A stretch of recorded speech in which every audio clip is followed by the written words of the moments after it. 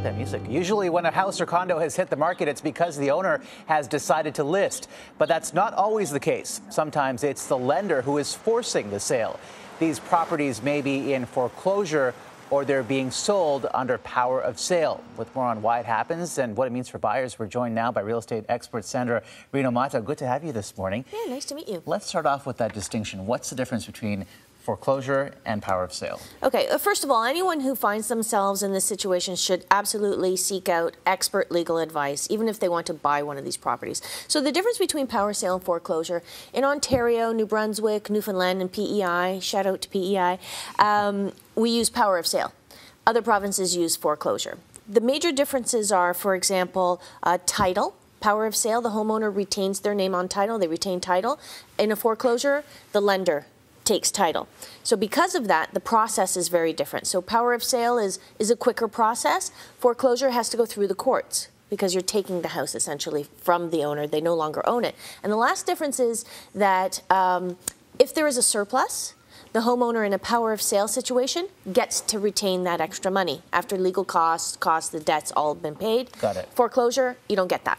Okay, that clears that up. You know, when the subprime mortgage crisis was going on in the U.S., we heard of amazing deals in states like Florida, Arizona, houses going for, in some cases, $5,000, $6,000. I know.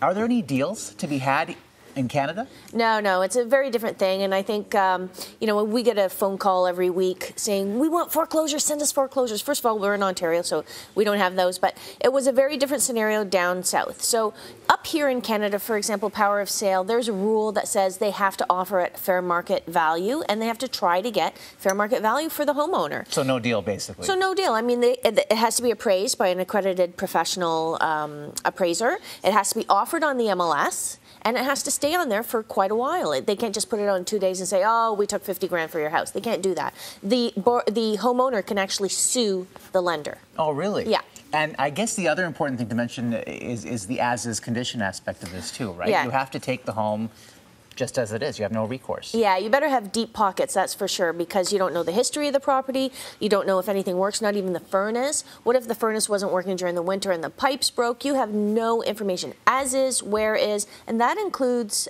property lines. So you could have an encroachment, you don't know. And you don't have the right to do a home inspection. Like, I mean, it is... You barely even get a chance to go see the house. And you're dealing with the bank, so it's not a face-to-face negotiation. And yet you're still getting requests for these things. I mean, what is there anything? Is there any good reason for buying a home in foreclosure or power of sale in Canada? Well, I think you could probably get good deals elsewhere. I mean, you really have to be a savvy buyer. It's certainly not something for a first-time buyer or even somebody who wants to buy this as maybe their principal residence. Maybe somebody who's got a builder or a renovator who knows there's going to be problems. But honestly, you can get a better deal somewhere else. You know why they're so popular? Because the prices are so high. Everybody's looking for a deal. Exactly. But that may not be the place to go. Especially, as you say, if you're uninitiated. Thank you so much, Sandra, for coming in. And you can read Sandra's blog on our website.